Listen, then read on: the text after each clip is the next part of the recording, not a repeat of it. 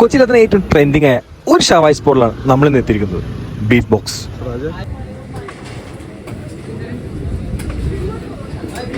ഏകദേശം 250ഓളം ഷവായികൾ മാത്രം വിറ്റുപോകുന്ന ഒരു ഷോപ്പാണ് ഈ ബീറ്റ് ബോക്സ്. കൊച്ചിയിലെ ഏറ്റവും ബെസ്റ്റ് എന്ന് പറയാൻ പറ്റുന്ന ഷോപ്പ് എന്ന് പറയാൻ കാരണം മറ്റുള്ള എല്ലാ ഷവായ് ഷോപ്പിനേക്കാളും ജ്യൂസിയും ടാങ്കി ആയിട്ടുള്ളൊരു ഷവായാണ് നമുക്കിവിടെ തരുന്നത്. പല അറബിക് ഡിഷ് ഇവിടെ കിട്ടുമെങ്കിലും നമ്മൾ മെയിനായിട്ട് വന്നേക്കുന്നത് നമ്മുടെ ഷവായ് ചിക്കൻ കഴിക്കാൻ വേണ്ടി തന്നെയാണ്. മിനിമൽ മസാല തന്നെ മാരിനേറ്റ് ചെയ്ത് അത് ബേക്ക് ചെയ്ത് നമുക്ക് നൽകുന്ന ഒന്നാണ് നമ്മുടെ ഷവായ്. പക്ഷെ ഇവിടുത്തെ ഷവായ്ക്ക് സ്പെഷ്യലായിട്ട് വരുന്ന ഇവിടെ കൂടെ വരുന്ന സ്പെഷ്യൽ മസാല തന്നെയാണ്.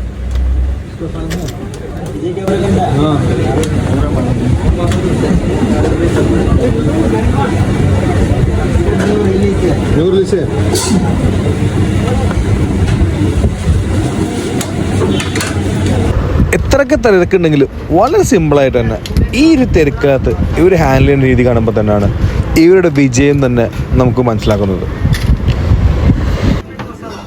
ഇവരുടെ വർക്കിൻ്റെ പ്രൊഫഷൻസ് ആണെങ്കിൽ ഈ ഒറ്റ ഒരു കാഴ്ച കണ്ടാൽ മാത്രം മതി. ആ ഷവായ് ബോക്സിനകത്ത് തന്നെ ഇരുന്നിട്ട് തന്നെയാണ് അവർ ഷവായ് കട്ട് ചെയ്യുന്നത്, അപ്പം തന്നെ സെർവ് ചെയ്യുന്നത്. വൈകിട്ട് 5 മണി മുതൽ 2 മണി വരെയാണ് ഈ ഷോപ്പ് പ്രവർത്തിക്കുന്നത്.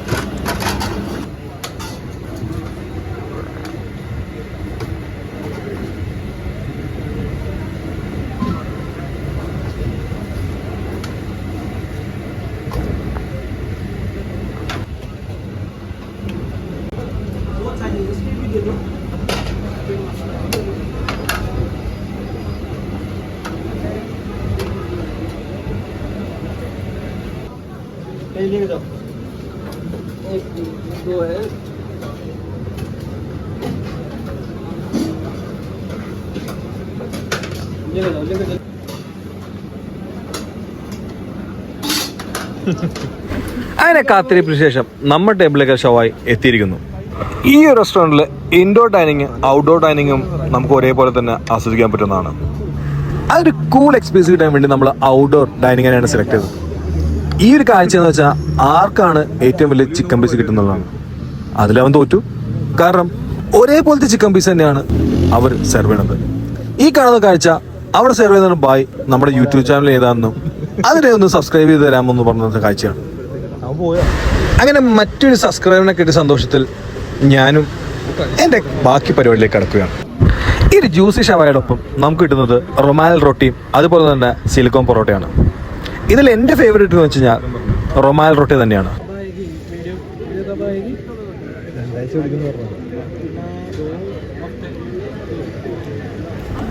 അങ്ങനെ ജ്യൂസിയായ ചിക്കൻ കഴിച്ചുകൊണ്ടിരിക്കുകയാണ് ആ ഒരു അവസ്ഥ ഞങ്ങൾ തിരിച്ചറിഞ്ഞത്.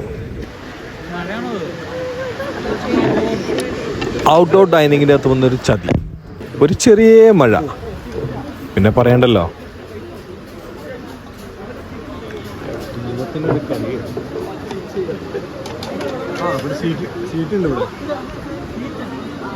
സംഭവം നല്ല മഴയാണെങ്കിലും നമ്മുടെ സ്റ്റേഡിയത്തിന് ചുറ്റിനും ഒരു ചെറിയ ഷീറ്റ് കൊടുത്തിട്ടുണ്ട്. അതുകൊണ്ടാണ് നമ്മുടെ ഫുഡിലേക്ക് വെള്ളം വീഴാതെ പറഞ്ഞത്.